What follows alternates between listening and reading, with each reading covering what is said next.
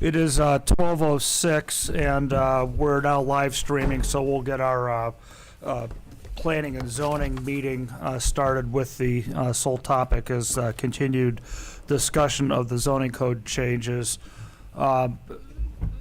Matt, if you would kind of, to start this off, tell us where we are in the process of the zoning codes. You know, where are we today, and where are we going with the updates, and like how does this end up getting to council for consideration? I'd be happy to. I'd like to take one step back and just say that a lot of these changes have been an ongoing kind of work for the last 1 to 2 years.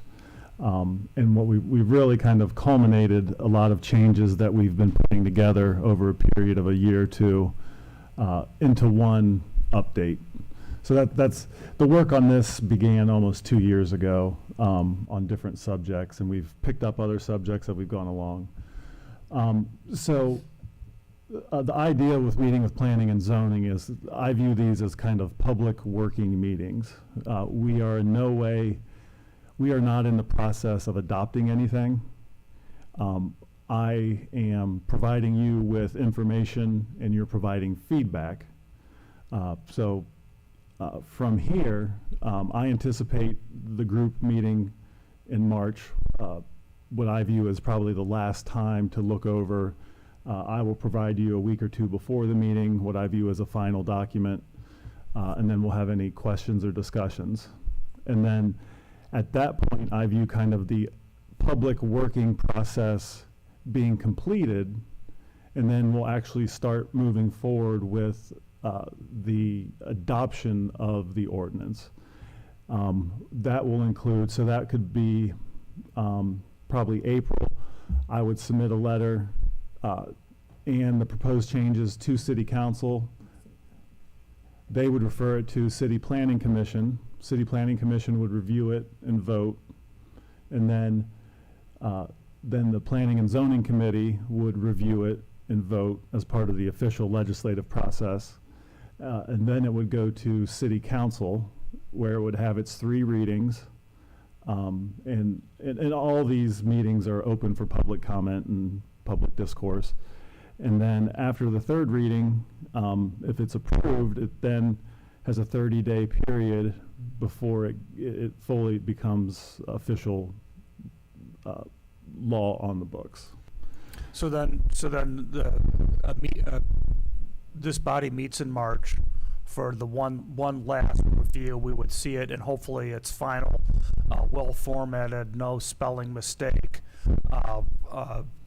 format, and look for legislation, look for you to start that letter to us on our 2nd meeting in March, so that we could hit the April planning and zoning and P&Z cycle. That's the goal, yes. Okay.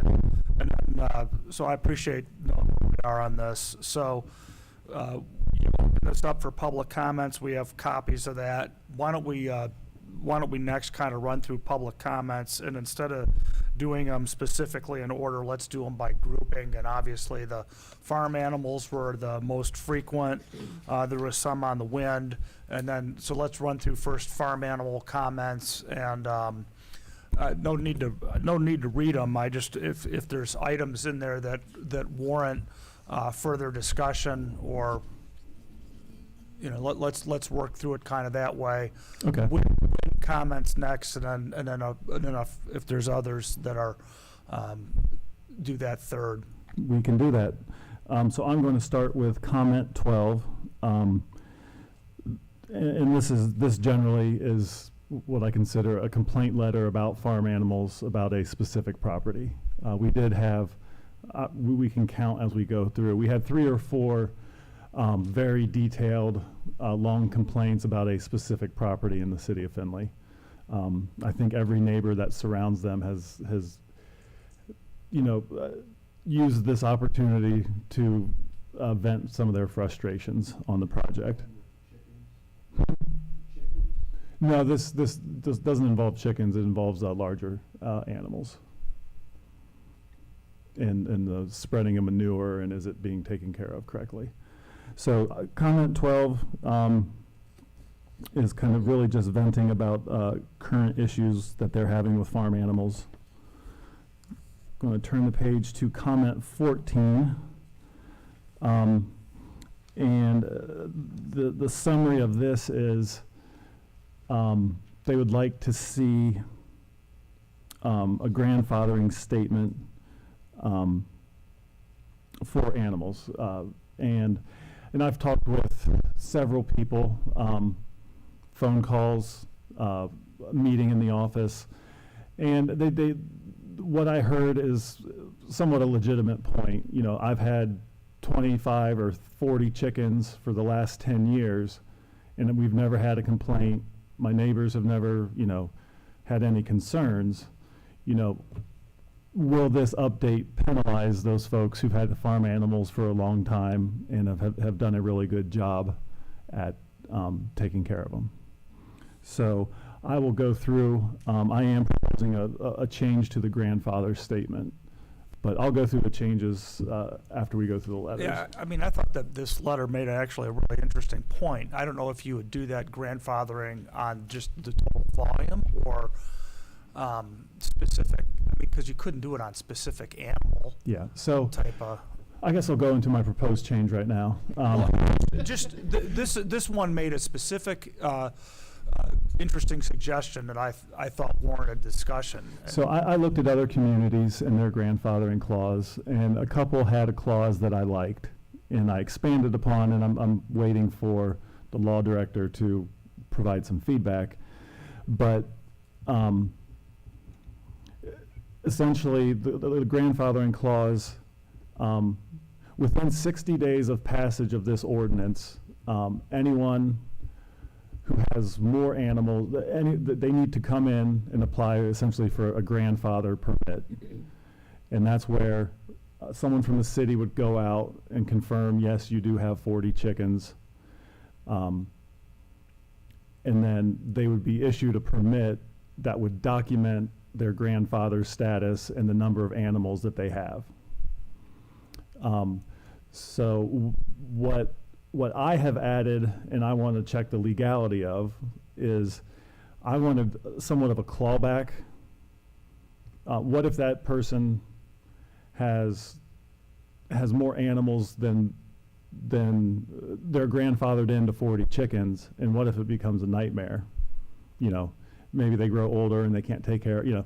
So I wanted a clawback in some way, and so I put in a statement, if the property owner receives a city, state, 3 violations either from the city, state, or federal government in regards to those animals, within a 2-year rolling period, they lose their grandfather status. Yes. I don't know if you want this. Is there a cap then? Is there a cap then on the number of animals? Like, if they start out being grandfathered with 40 chickens, can they end up 2 years down the road with 60 chickens or No. a hippopotamus or They are whatever it might be? I mean, crazy things happen. The proposal is they would be capped at, they could not exceed their grandfathered All right, status. thank So you. 100 Oak Street, fictional, let's say they're grandfathered at 40, we receive a complaint, and we go out there and they have 52 chickens, that in itself would be a violation because they have 12 more chickens than they're grandfathered for. I see. All right. What would be the fee to apply to be grandfathered? Probably nothing. I don't want to make it a burden. And then how would we enforce any of this? That's the one question I've gotten on farm animals. You know, we want to set rules.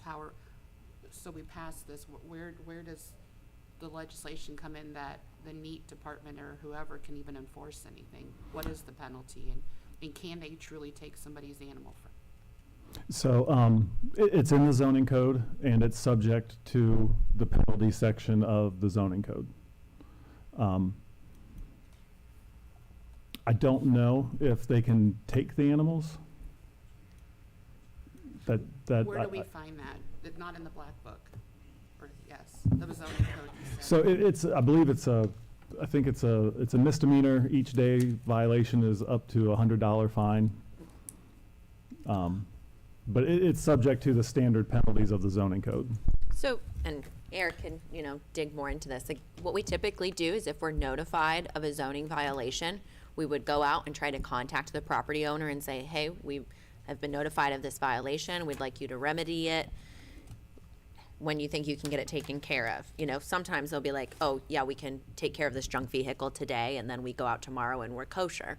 If not, then we would go through the formal notification process of sending a certified letter that they're not in compliance and that they would have to comply.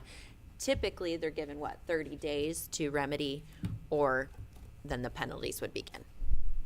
So, just to be clear, there's no, if I go out and buy 6 chickens tomorrow, after this is adopted, I don't have to come into the city for a permit. There's thousands of laws in the city's code that don't require a permit, And, yes, because in the reason for the permit is so we have some documentation. Because then we put that in the file, we get a complaint 3 years from now, no one remembers it, oh, we have a grandfather permit for 40 chickens. And the penalty section is, if you go to the farm animals tab, it's like 2 or 3 pages in front of that, chapter 1199, violations, enforcement, penalties, and other remedies. I too was interested in the enforcement mechanism here, and there was some letters talking about we don't enforce domestic animal legislation, but we don't do that in zoning code. But I was wondering about the play between whereas the health department and I believe the Humane Society does dog and, I don't know, is it just dog or is it dog and cat service? Any animals. And how that would play with farm animals. I guess it's not a zone, it sort of is a zoning question, but it's really more encompassing of that animal control and where we see farm animals in that. When we were writing this, me and another staff member, we went and sat down with the Humane Society and the dog warden, and they were supportive of this, and our conversation was more of teamwork. They have. My recollection of the meeting was that they thought this would be helpful because I think they also felt that there was a little bit of lack of teeth anywhere. So I would just. Is that our contract with the Humane Society, or is that a county contract? It's county, and then we have an agreement with the county that they contract on behalf of the area. So I guess I would add to that, in my opinion, there's a couple of different aspects to this. Is the animal health and well-being, human public health and well-being, and in that kind of animal component is, animal cruelty, right? So if the Humane Society is called and the dog warden goes out, he really can bring to law enforcement's attention any animal cruelty issues. So he has been called out, the dog warden's been called out for a horse or other violations, and then law enforcement gets involved. Or in the case of the manure, the engineering and zoning or Ohio EPA get involved because of MS4 violations, or health and wellness concerns. And similarly, if somebody suddenly is keeping chickens and they are trying to sell them for food, then the health department may get involved, right? If they're trying to run a pseudo grocery store out of their home, that would become a problem and we'd get different agencies involved. But our goal with this is to have it as broad but parameters as possible, because right now, if somebody calls and they're having a significant issue, and the issue is that they have farm animals and there's just not any enclosures or this or that, we don't have any ability to try to remedy the situation. What we typically have to say is it's a civil matter and you're going to need to work it out with your neighbor. And So what we have with the Humane Society is enforcing any laws. So is there a need to, I think when we're getting into this broad spectrum of, if a chicken can be on the side of the house, in the front of the house, how we have to keep it. We don't tell people how they have to keep their dog if it's chained up outside and has an outdoor closure. We don't manage that. But if there is an animal that's being abused, or if there is an animal that's being starved or whatever, the Humane Society gets involved and addresses those. I think some of the concern that I get is, where do you draw the line? A dog barking versus a rooster crowing, you know, is that our job to get in the middle of it, or is it a civil matter? If we have what we need in place through Humane Society to address Cruelty. EPA, Cruelty. Correct. We don't, I mean, so I would say, where do we draw the line? In my opinion, we draw the line with some standards instead of no standards. And I would just add that there is state law requiring animals to be leashed when they're out and about, and we do have a registration process at the county level for dogs. So, again, there are some parameters related to other animals. Yes. Well, Brian had his hand up first. You guys can't see him. Why are you hiding in the back row? Because I can see the screen. But isn't there a specific parameter that you wouldn't be able to have roosters within city limits anyways because of the noise concern? I mean, so there's nothing specific to roosters. Noise concerns are really tough. What's too loud? How do I measure that? If I yell right now, is that a violation? You know, I'm just saying. Well, I just thought that the I just- purpose of city from chickens my- was eggs from- and eggs alone, not a breeding operation. Yeah, And that's why you would have a rooster. my experience is noise violations are really tough to enforce. You know, there's things in zoning that are easy to enforce, building setbacks, tough to enforce, noise, smell, number of related people living in a house. You know, do you do DNA tests? I'm going off the rails there, but so, you know, as it stands, you know, I think our goal is to permit, you know, with the updated grandfathering clause, you know, I feel like we're allowing people to continue at their current level while trying to put some protections in for the majority of citizens. I mean, probably 90% of the citizens in the city of Findlay don't have farm animals. And, you know, we get complaints, but we feel helpless to help them. That's kind of where we're coming from. Yeah, Denny. On another aspect of this, when farm animals are owners as their property grandfathered in to keep the animals, does that go with the property if the property is sold? Yes. Owners then get to keep 40 chickens? Generally, grandfathering goes with the property. It's, and I mean, we've had a lot of cases where, you know, Dennis Hellman is able to operate a dentist office. It becomes a nightmare when it's with the people. And so in general, things always travel with the property. And if their chicken comes to an end, they can replace their chicken Yeah, they're allowed, and keep that number 40. 40 is the number. Whatever Yeah. it might be.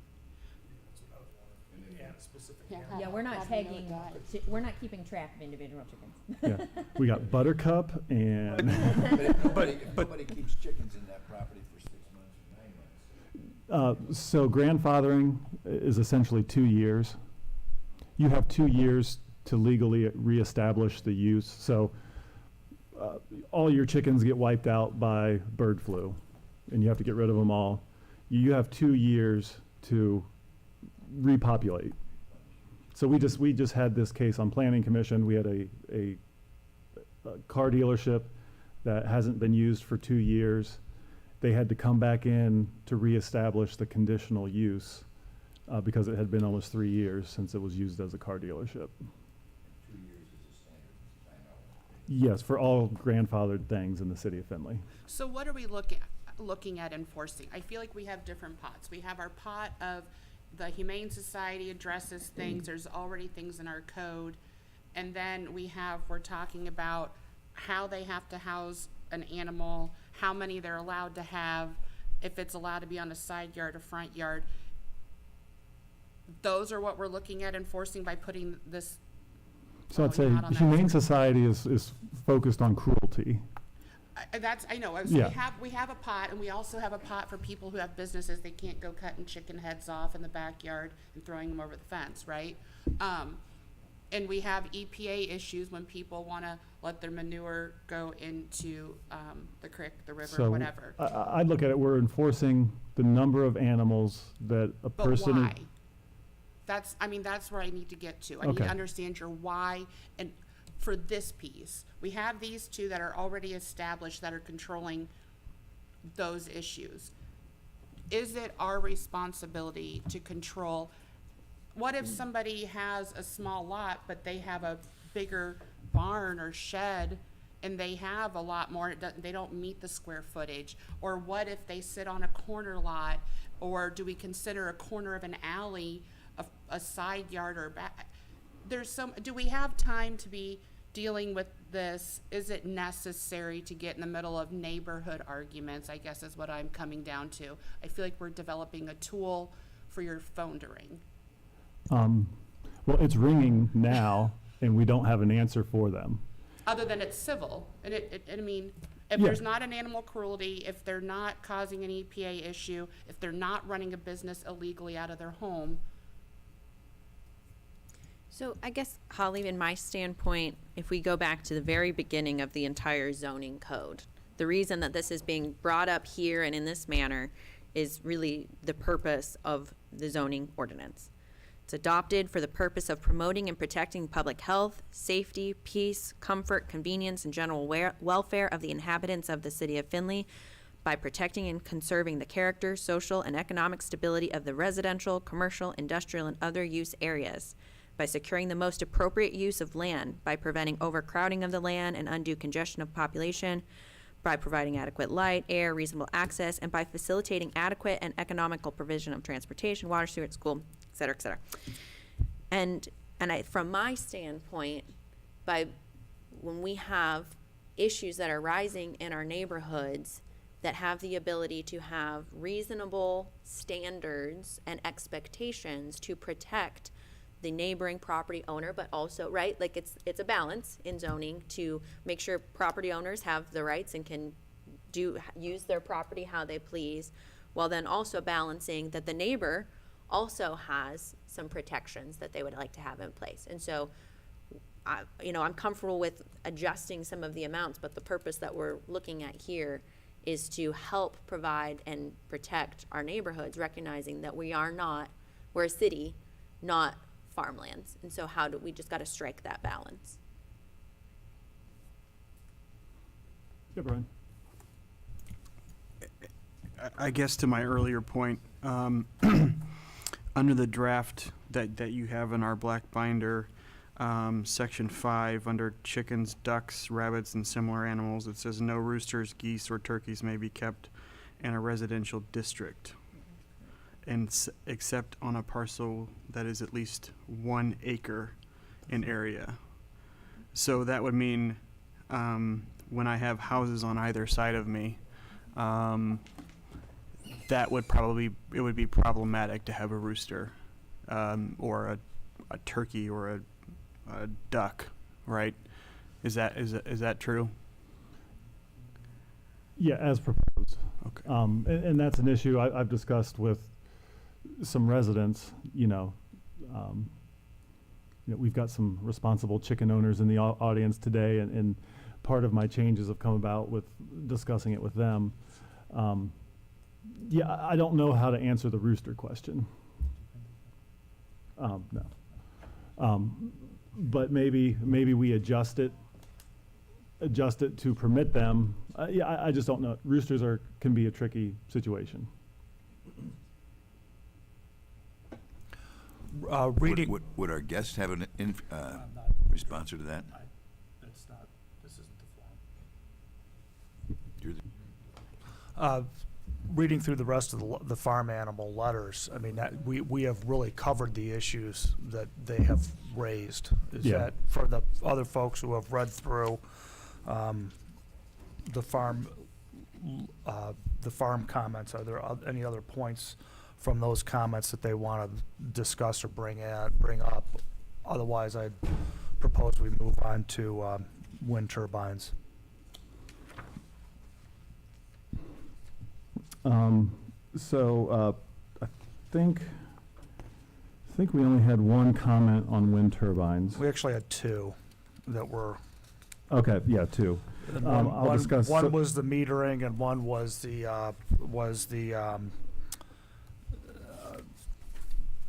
So I'm going to discuss comment 13. okay,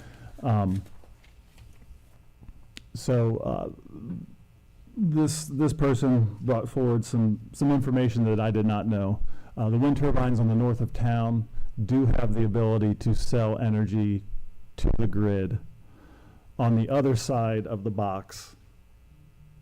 So if the company decided with the extra energy, when they're not able to use it, they are able to then sell it to the grid. So I spoke with One Energy and said, this is what we're trying to accomplish. Help me understand how your process works. And they further explained the selling to the grid. And they have had other communities use similar wording.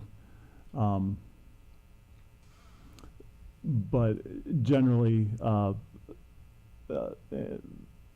power generated by the wind turbine shall primarily supply a single user at a single location. So that's kind of the language that they use. It doesn't discuss the grid, but it describes the purpose, which is the purpose is to provide Factory A with electricity, and then Factory A, if they're closed for Christmas, on Christmas Day, they can sell energy to the grid. So it's just a different wording to achieve the same purpose, which is we're not having a field of 10 wind turbines that don't provide energy to anything in Findlay. They just sell it to the grid. Are those wind turbines that are on business locations currently owned by the business or owned by the wind solar companies? Owned by the wind solar companies. So if that business said, I don't want that wind turbine anymore, I'm not using it, that would give that One Energy or whomever the right to continue to have that operational and sell to the grid as a separate business. I would say we could push back on that. It's not. But how do we know? I wouldn't know if you were selling to the grid until you just told me today that there's that option. Never would have entered my mind. I don't know my understanding is the company signed a 30-year contract when the wind turbine, they agreed to get the energy, to purchase the energy from the wind turbine for 30 years. Can we say that they have to sell it back to our grid and not to California or anywhere else, that they has to come back into our community? So I think the scenario is, I think the more likely scenario is wind turbine connected to Factory A. Factory A goes out of business, gets decommissioned, it's vacant. At that point, that's when we would know. We wouldn't know that Ball Metal got rid of their contract with a wind turbine, but we would know a company went out of business, and we would know that a wind turbine was serving it. So I think at that point, that's when we would contact the wind turbine company and say that probably needs to come down. It's not serving a primary facility. We have those enforcements in the code that it has to come down? I would think so, yeah. Yeah, except in that situation, it's not like if Ball Metal goes out of business and they shutter the facility, they turn off all the power. There's still going to be, That's true. the facility is still going to have electric consumption needs until another suitor can be found for, or user can be found for it, and the turbine, and if we had a mechanism that said, if the facility closes and then they had a period of time to remove the wind turbine, that would then greatly decrease the ability to refill the facility, because one of the advantages of one of the marketable assets of the facility is the green energy component to it. I mean, that's why they're doing it. I think we need to be, the intent is, as you stated, that we don't want 10 windmills to go up, or wind turbines to go up, that is only function is to feed the grid. We want it specifically tied to a business, and we do that. That might be an interesting conversation for the One Energy representatives for themselves, if what happens if the business goes out and what do they do. But I think with your change here, you're kind of making that point, and it took the comment into, or the public comment into consideration and adjusted, and I like it personally. In Holly's situation where, let's say they break the contract and stop purchasing it, we're still meeting our intent of not having a solar farm, 10 wind turbines in a field that serve nothing. The form factor is still the same, a building, a wind turbine, so. I was going to say, that was always my understanding, that the transmission lines go directly from these turbines to the factory itself, and there's not necessarily a mechanism. That's not what the system was designed for, in other words, to sell it back to the grid. You just said it's set up that way. It goes directly from the wind turbine to their, in simple terms, it goes from the wind turbine to their electrical box. When the energy's on the other side of the electrical box, that's when the company can decide to sell it or do whatever they wish. You can push it back forever. Yeah, but I guess my point was, it's not necessarily been the intention, because they're typically using that energy. Yeah, it's just, hey, we have excess, we might as well utilize it. Comment 10 talks about decommissioning standards. So it's on the third page, Jim. Yes, comment 10 is about decommissioning standards. Currently, as it's written, if it's inactive for X amount of time, the city can take it down, and the cost of taking it down is put on a lien on the property. I haven't really found much different for decommissioning other than that. Why would it go to the property if the property owner didn't own it? Why wouldn't why wouldn't the lien go to The whoever land owns that the wind turbines are on are owned by owned by One Oh, Energy. so we separate the parcel out on the grid that We don't. They do. That their business model is to they own the land and they own the wind turbine. And then the company that they then leases. So there's no, I mean, I don't. You're not putting a hardship on the business, is what I'm getting at. No, the business, that's, from my understanding, for the business, One Energy takes care of all the upfront costs, the building, the upkeep, all that, and the company has to pay nothing out. They just have to agree to buy the energy from them. So. And that's our understanding, because we've seen a contract. Okay. Okay. So, the decommissioning mechanism is the city takes it down and puts a tax lien on the property. Yes. What, is it a concern that during an annexation situation that one of the wind farms that are, I'm thinking of the one east of town that's out there, not a wind farm, those are solar panels, that you'd end up with a wind farm, let's say, similar to that in size, that gets annexed? And do we have to deal with that, or is that not an issue in your mind? I mean, it's not really a concern. Okay. I mean, I guess there's a lot of ways to be concerned about something. you know, anything in general, when something's annexed in, they're almost grandfathered in also. So, from the property owner standpoint, being annexed in, I get to continue doing what I'm doing. Okay. And then, let's say I own a business and the building gets destroyed, then I have to meet the city standards. Until there's a 2-year period of non-use, or it's physically destroyed, they don't have to meet the city standards. That's the way I was thinking of it when you said concerned. So, yeah, I mean, things that don't meet a city's standards get brought into a city all the time. Okay. So I apologize, I had to step out for a moment, so I just want to make sure I'm up to speed on this conversation. So for example, if, so I want to, the discussion right now as we have it proposed, if they're brought in to the city, hopefully we're trying to make them comply through the zoning so that they would be able to maintain that. And going back to what you're previously saying, it is with the property, not an individual business. Yeah, that's the one, you know, who owns the wind turbines, and one is the wind turbine company owns the land and the wind turbine. And if it was decommissioned, then the city, that's when the city could take it down and put a lien on it. And then there was the question about annexation. If we had an annexation and the I-3 was in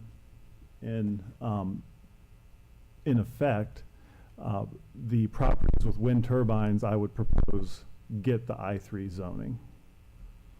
And just the property with the wind turbine on it, nothing, you know, the factory doesn't need that, just the parcel that contains existing wind turbines. We're not looking at annexing any solar, like, we're not looking at annexing the solar on 224 East past OHM, are we? Or, I mean, that's one thing I think of as a farm that Hancock Wood has. When I think of this wind out north, I don't really think we have Yeah, a I mean, wind farm. I mean, the 224 is, But we wouldn't have a that's better. a mile and a half from, I mean, it's very far from any existing. Yeah, and that's I'm not just saying, are we planning on annexing, if we have a solar or a wind quote-unquote farm, are we planning on annexing those? Because there's no benefit to annexing those in, right? Yeah, I would say there are none close to the city. At this point, yeah. So Yeah. at this point in time, but if a property owner that built one on it reached out to us and wanted to annex, there's not really a negative impact to the city either of doing that. So no, there's not a plan of one, but if somebody developed one, that's not something we would necessarily be opposed to. But there would be no benefit to us to do it. But if somebody said, I have a Okay. property and I want to be in Yeah. the city, there's also not a negative to it. So we flip a coin. No, if they request it, we don't really have a Yeah. legal reason to. So with, if there's any more comments on the wind turbine, solar, if not, let's move on to comment number 2 on small box retail, and kind of do the small box retail game a chance, things to that nature at once. And to date, we really haven't talked about the small box retail updates. This is really our first foray into that, into that code change. So comment 2, they're against limiting small box retail stores. They list some issues around the country, such as food deserts, and they don't think that's the case in Findlay. And I think limiting the discount stores on the heels of the pandemic and with high inflation could hurt neighborhoods.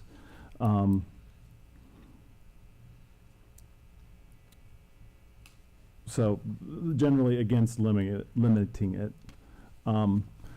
So, you know, I've And been. then just keep going to comment Oh. 5, Okay. like, you know, bring in comment 5, because they're going to argue against that.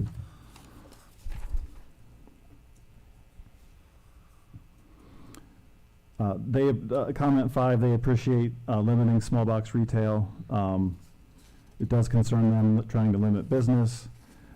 Is there a way to add a conditional use for allowing small box with very clear guidelines for CPC, i.e. the nearest small box retail should be more than 1 mile away, or a petition gathering 10% of signatures from a ward? And then comment 9 is even more blunt. Stating that there's no need for any of them. Correct. And I know why we put this moratorium for the time being, and it was so that we could address it in code.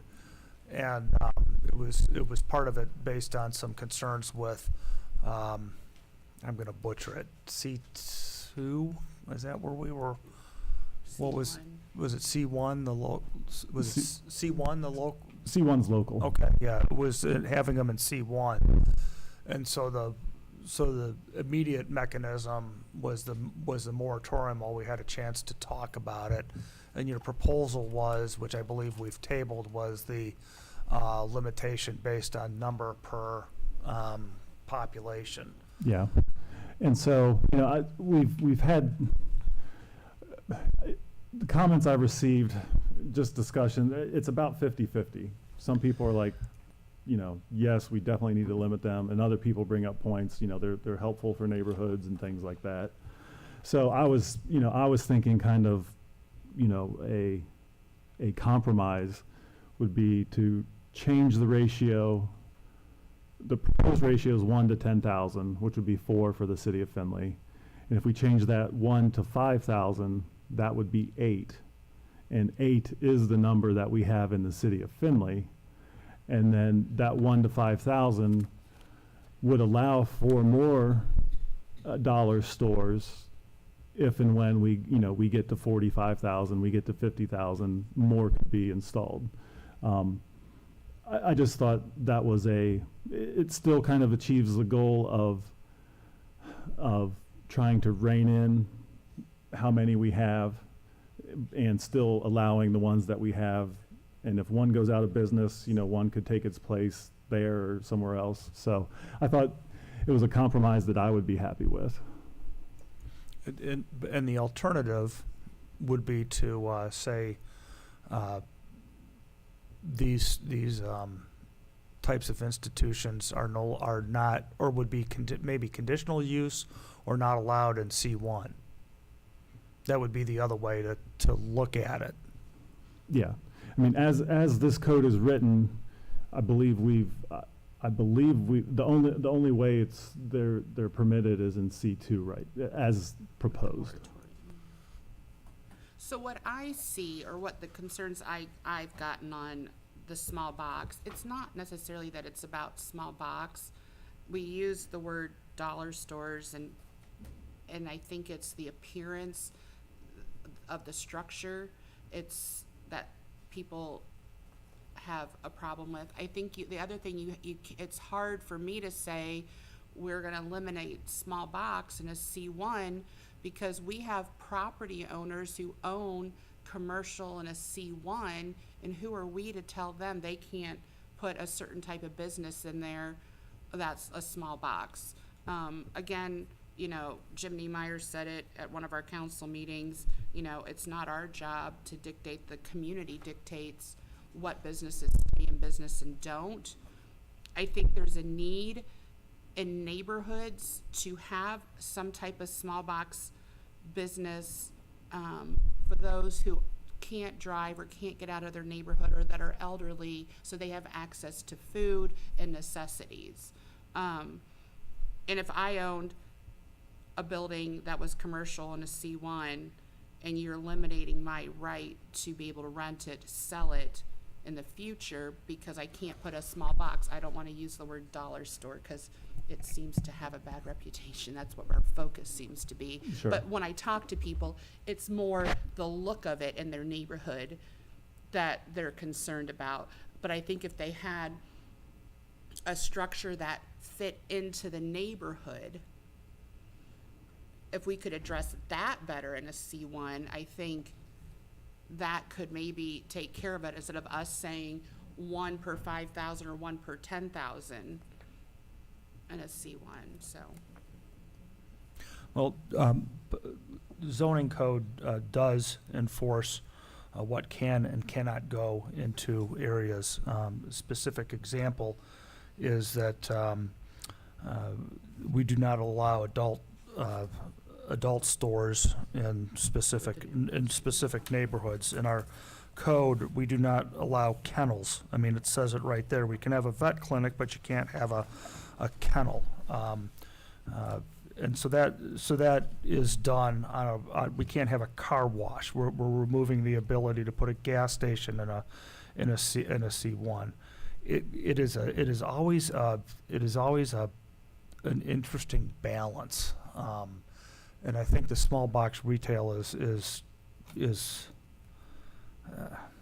from a zoning standpoint, it's an interesting challenge.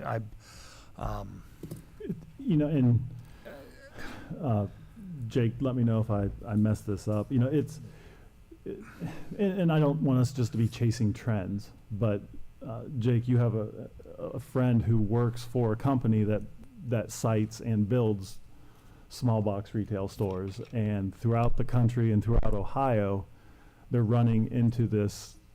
Other communities have passed similar measures, and I think some of it's in response to, in 2020, 42% of all retail stores were dollar stores, and I think that just kind of brick and mortar.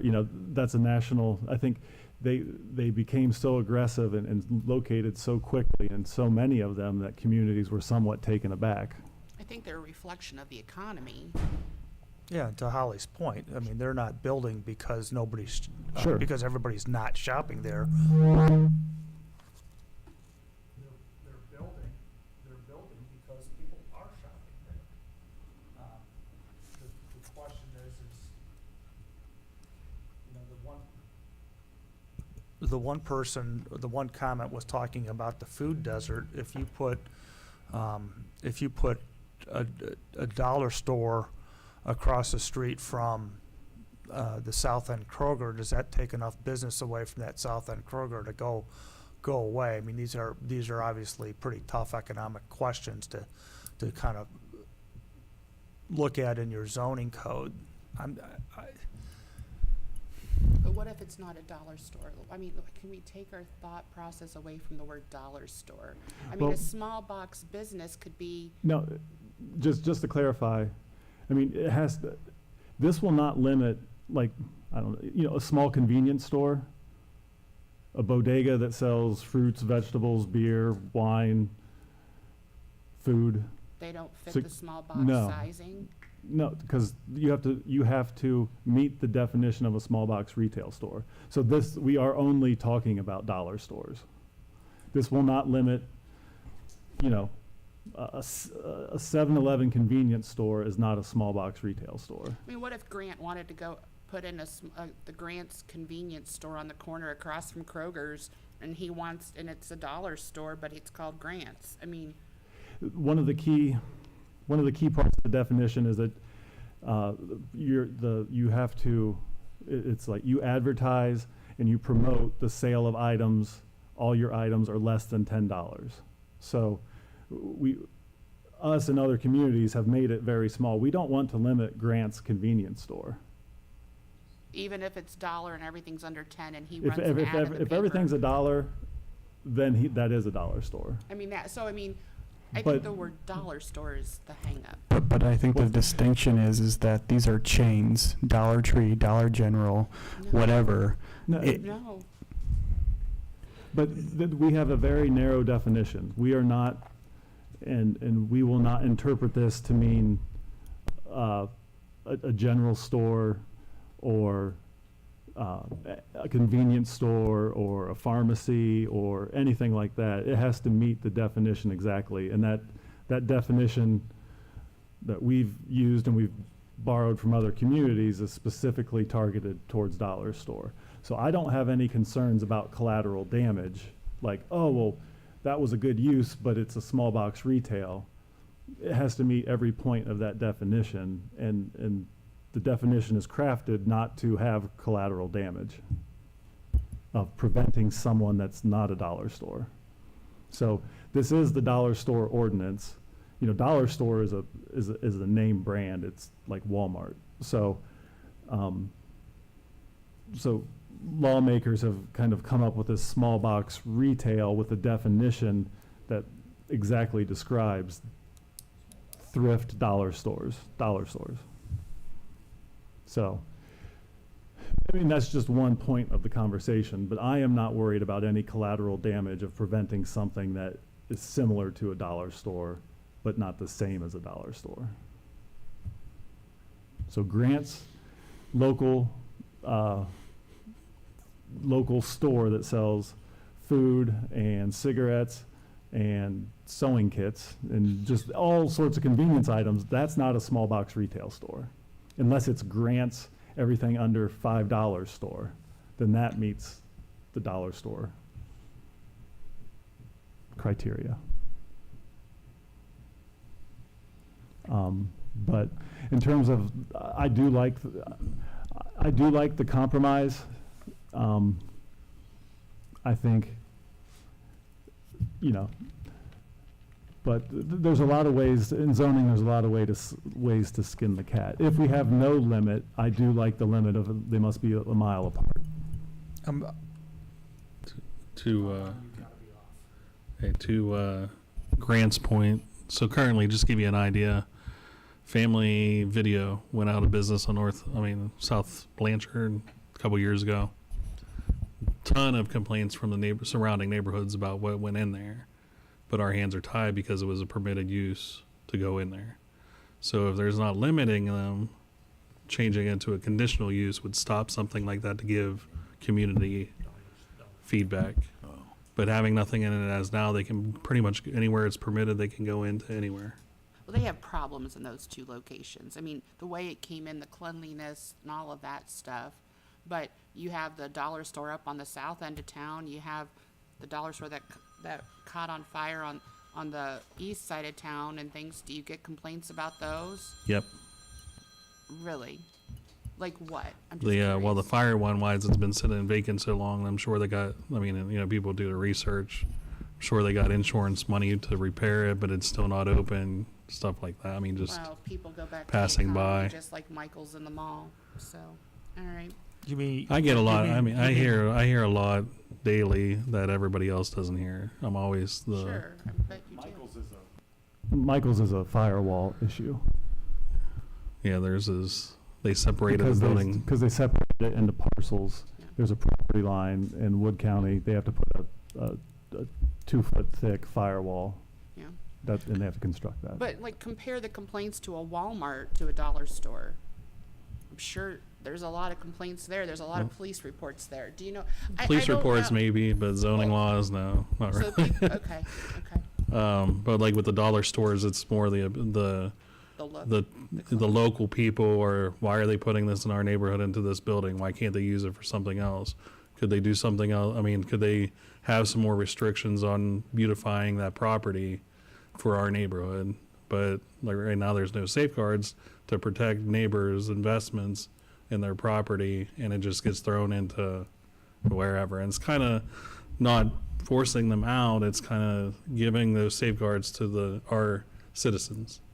That maybe they say, hey, maybe we had an issue with the appearance, and that maybe it turns into conditional use that the traffic in that location is just horrible, that we might have the ability to put a condition on the property prior to letting them in to say, hey, you need to fix X, Y, and Z, then you can come in. I mean, if that's the conditional use aspect that Grant was talking about, but limiting what's here, what we have right now, and it's fair to say, and I mean, what Matt has proposed is pretty fair, but. I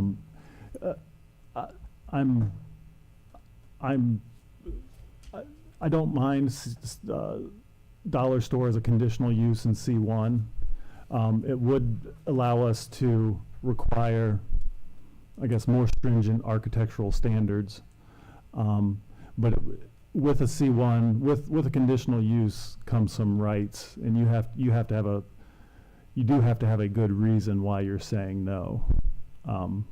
So it's kind of, but at the very least, we could get better architecture, and, we could require a lot more things of dollar stores if they were a conditional use in C1. Yes, Grant? But it's kind of interesting. I mean, we'll just take this Blanchard Dollar General currently that used to be a family video. So when it was a family video, the neighborhood was fine with the architecture and the upkeep, and then it turned into a Dollar General only on the inside. The exterior, the only change would have been a yellow sign, and all of a sudden the architecture and the upkeep becomes a problem. I mean, because it didn't really on the exterior change. I think the maintenance, the amount of trash, shipping containers, boxes, and things kept on the side of the store. I think those exterior things did change. We can't enforce those, If it's an eyesore, yeah. so that's their complaint. It One must be an of the big concerns originally, and we had this issue on the one on North Main, was the flow of the traffic for the truck traffic that wasn't there prior to. It causes issues with delivery trucks. The opposite thing, so the one on North Main, we had an issue where they were going and wiping out people's fences, trying to back into an area. So we in the zoning department made sure that every Wednesday when they had a delivery, we were up there saying, no, you can't go this way for at least a month and a half, 2 months, until they got it down right. But that's the neighborhood's concerns are traffic flow, dumpster enclosures. And it's semi-trucks use. where there weren't semi-trucks before. Right. Okay, so but that's a really that's an issue that I can understand. And so then what in your zoning code, how do you in zoning code ensure when a property transitions to some kind of retail that requires supply access, that whereas if you're building this green field, you have built in a loading dock and you've taken care of that problem. How do we ensure that transition happens? I mean, The way it is right now, if it's a permitted use, we don't go back and review the site. Well, I was involved on all of that mess up on the north end with citizens, and those buildings have loading docks and stuff, and it's an alley. You just have a crazy truck driver who they were just a hot mess. I mean, they were taken out. We had a street department put in some pylon things and everything, saying, well, let's tear up their semi, maybe they'll learn. And they were a hot mess. But those structures were old. I mean, it's the old Sure Save building, and then the dollar store next to it. They had loading zones. They had the back doors to enter to unload. It was just careless trucking, not, I don't know. Yeah, it's two similar issues, two different locations. I mean, it's like peas in a pod. So And generally, within a zoning district, you can't go from a mom and pop pharmacy to a super intense use. So normally it's one use going to something that's fairly similar. So that's not always an issue. Have you heard in the zoning circles about zoning based on intensity of use? That if the volume of the store is it's at a higher limit. So if it's Ma and Pa's drugstore, and then it transitions to a dollar store or small box retail, the volume of the small box retail is obviously much higher, and that intensity or volume of business changes the zoning consideration. Is that even is it legal? There's form-based zoning. There's zoning based upon, and I'm going to say it wrong. I always want to say NCIS, which is a TV show. There's a national coding system of every industry, every. NAISC. No. NAI. So very few, but a few codes kind of reference NAICS codes, which kind of list things almost by intensity. I would say one of the reasons intensity is not like zoning by intensity is that's really hard to measure. So is there, Measuring intensity in projected use is really difficult. For traffic studies, they do have, use A, we're expected to generate 60 trips. Use B is expected to generate 10 trips. I mean, there are some things like that, but zoning based upon pure intensity, I've not seen. so the problem though is between us building a structure and allowing for it, where it would go through planning commission, police, fire, everybody looks at it, we look at traffic counts, we look at everything when we're allowing something to be built, that if it's an existing structure with a similar use type business going in it, the fear or concern is that it's a higher use density and we don't have any control over it because it's allowing for it in the zoning, it's already a structure, so we don't go through all those steps, right? Somewhat, yes. Is there a way we can require some of those steps, even though it's an existing structure? Conditional use it. Because then they have to go through city planning. But, I mean, but that's kind of pretty strict, right? The trigger for city planning is generally expanding the parking lot, expanding the building. If you have building A and you're just changing the use, in most cases, it doesn't require a planning commission review. Because we're all, like, look, I guess I'm going back to the 6th Street McDonald's discussion, right?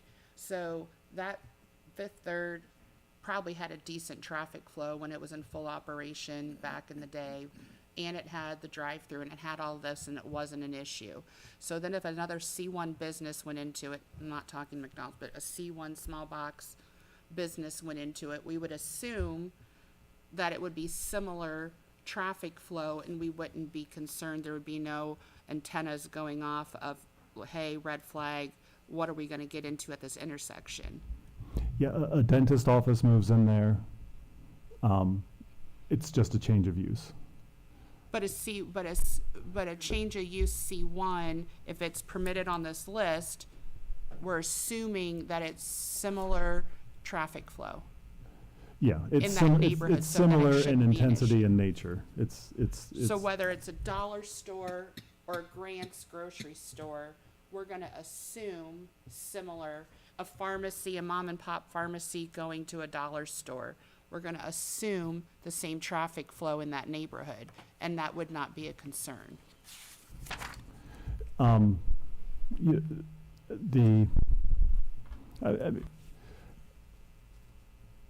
Yeah, I mean, and that's pretty much how zoning everywhere works. You know, if you're not changing the form factor of the building,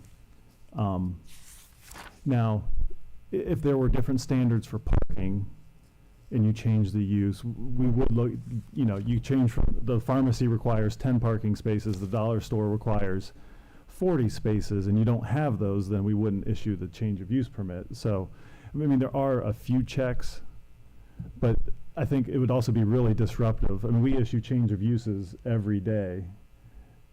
I mean, we probably issue like 100 to 700. I mean, we issue a lot of them.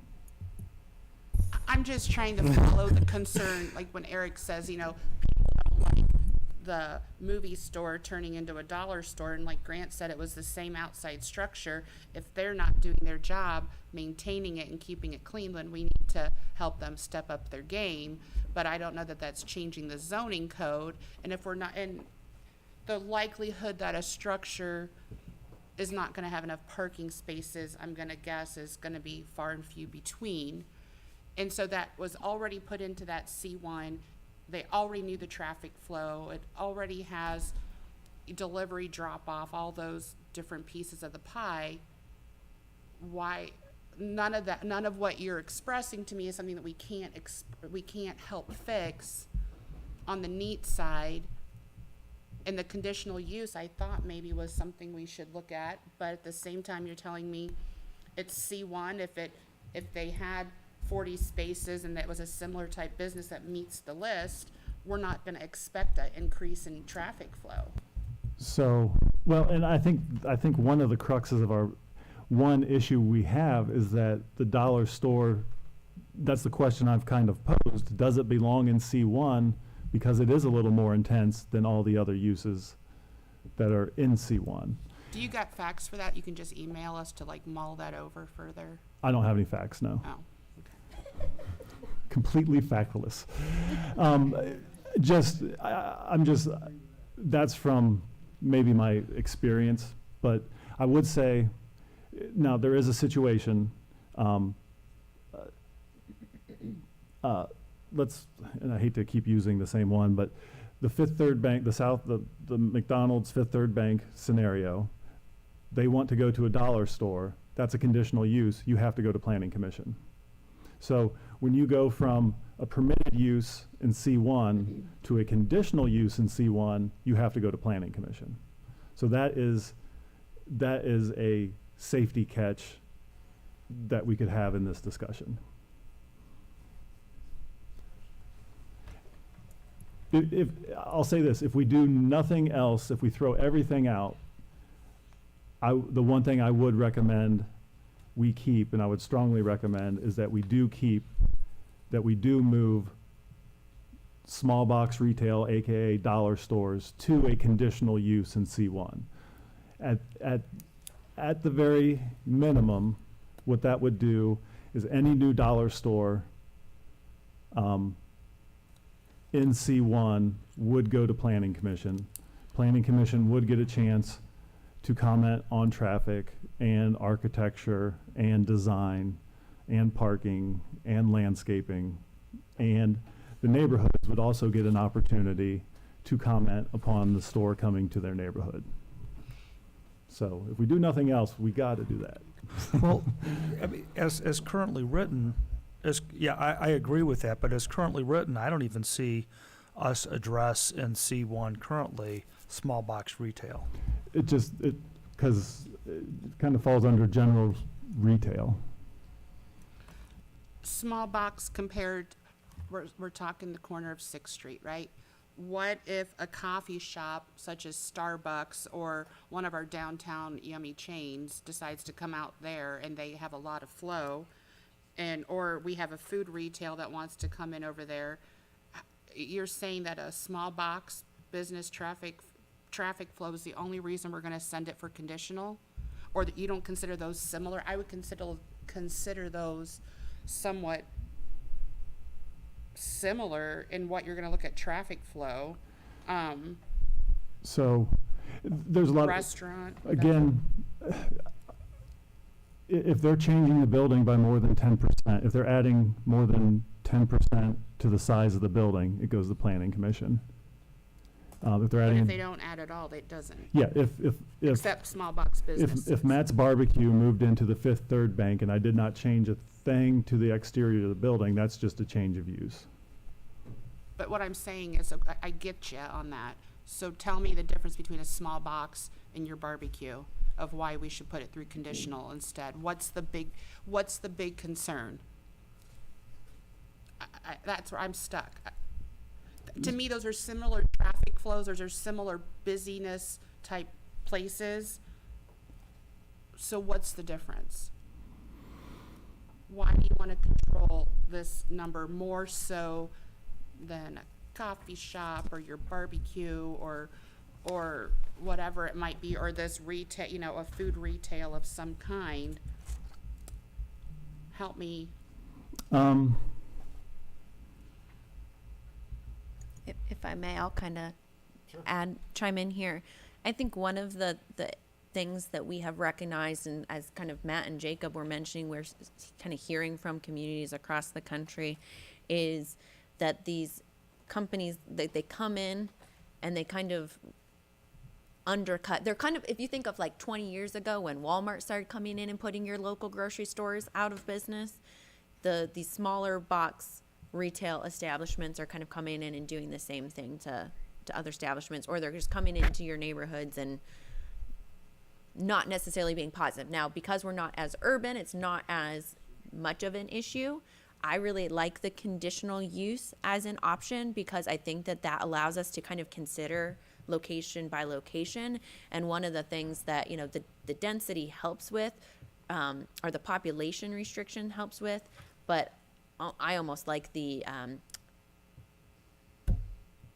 radius, kind of making sure that they're spread out, which goes back to your point, Holly, is if there is a neighborhood that doesn't have a grocery store easily accessible, then it may make sense to have more than an allotted amount. So I kind of like the conditional use because it allows us to say, does this make sense for this commercial property? Does it make sense to benefit a specific neighborhood? Does it, you know, can we have more of those restrictions on the appearance? Because obviously right now we have very limited ability on aesthetics of properties except for new construction or significant changes, since we don't have really standards outside of the downtown district. So I think from a community planning standpoint, the conditional use may be the best method of addressing it. I just don't think it's our job to worry about if one business is undercutting another business. I always like what Jeff says, you know, it's not our job on city council to pick the winners and the losers. And if the community uses the store, it'll stay in business. And if the community doesn't, it won't be there very long. I do love this process. No, I do, because you hear different things and it kind of coalesces. And at this point, I think I would be really happy with small box retail, conditional use in C1, permitted in C2, 1 mile buffer between dollar stores. No limit on the number. The 1 mile accomplishes a little bit of the oversaturation, 1 mile distance, and the C1 gives the opportunity for the neighborhood and the city to weigh in on the new store. And those things, I think, are toned down code that meets our goals. So why not make everything conditional in a C1 that allows the community and the neighborhood to weigh in? I would just say, you know, we don't have people, you know, just anecdotally, you know, and I hate to even bring this up, but you look at the Facebook comments, a dollar store was mentioned about 15 times, kind of with side eye and sarcasm. And, you know, in some of these conversations we've had, no one was bringing up disdain for local restaurants or other types of things. The more direct answer is that if you propose to put a bookstore or a retail bakery or a flower shop or a hardware store or an ice cream shop or a beauty salon or a barber shop, and I'm just reading down the permitted uses, it doesn't generate opposition that other types do. And the permitted use says, hey, there might be opportunities where this is appropriate, but it gives the citizens the opportunity to express their opinion on it, especially, and as we saw in the McDonald's case on 6th Street, the local citizens expressed their opinion, in essence, with the most voices. I think what you suggest is a reasonable solution. I personally like it better than a specific hard count to population limit.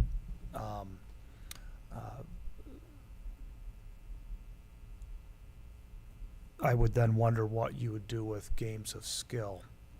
I prefer to keep games of skill exactly as it is. I'll agree. So, I mean, there's nothing that says, I mean, they're not tied to each other. They were just kind of two items that both needed attention in But- separate silos. Do games, I'm reading 1133.02 permitted uses in C1, and I don't see we say we also permitted retail businesses except in the 1161.15, which is a conditional use chapter, and then we have this list. I don't know if that's a construction difference, like is retail, should that have been a bulleted item, retail businesses, and then do you consider games of skill under the retail businesses, or is games of skill simply not something that is allowed in C1? I don't, as currently written, I don't see where small box retail or games of skill is expressly permitted or not permitted, other than under that general retail business verbiage. So, I mean, the proposal, in I1, games of skill will be listed as a conditional use, and we would still keep the 1 per 10,000. And then after today's conversation, a dollar store would be permitted use in C2, a conditional use in C1, and there would be a general statement that dollar stores, in both sections, there'd be a statement about a 1 mile, this shall not be placed closer than 1 mile from the nearest one. Where are you putting CBD in there? Is that gonna be a conditional use, or is it gonna fit underneath, business services, health services? Cause I would think that's, when we talk the target word McDonald's or the target word dollar stores, that's what fires people up, cause it's in your face words. Well, CBD, I know, I've heard a lot of people saying, I don't want a CBD on the corner of 6th Street in Maine, but is it not gonna be conditional and it's gonna fit under one of these categories? It would, yeah. But we're not gonna conditionally use that. I would say, I would place my money on a dollar store being there 20 years. I would not place as much money as a CBD store being there very long. It's kind of it's a trend in the last year or two. But So- timeframe's not the question, it's what the neighborhoods want in their neighborhood, and what else it could possibly bring into their neighborhood that they may not want. I don't know, that's one that was been said to me several times. Are you- But then you're kind of balancing that property right versus the neighborhood right. I mean, and that's where zoning is it's definitely a teeter-totter, or it's a balancing act, and it's tough to encode, get every single situation, and so you try to have an avenue where the one-offs or the whatever has a path to happen without undue burden, but while still kind of protecting neighborhood rights. I mean, this is a tough one. I gotta say, in my tenure on P&Z and also dealing with BZA and city planning, this is the one this has definitely got me scratching my head, so kind of the most. But I like the idea where you're headed with this. Yeah, I don't know.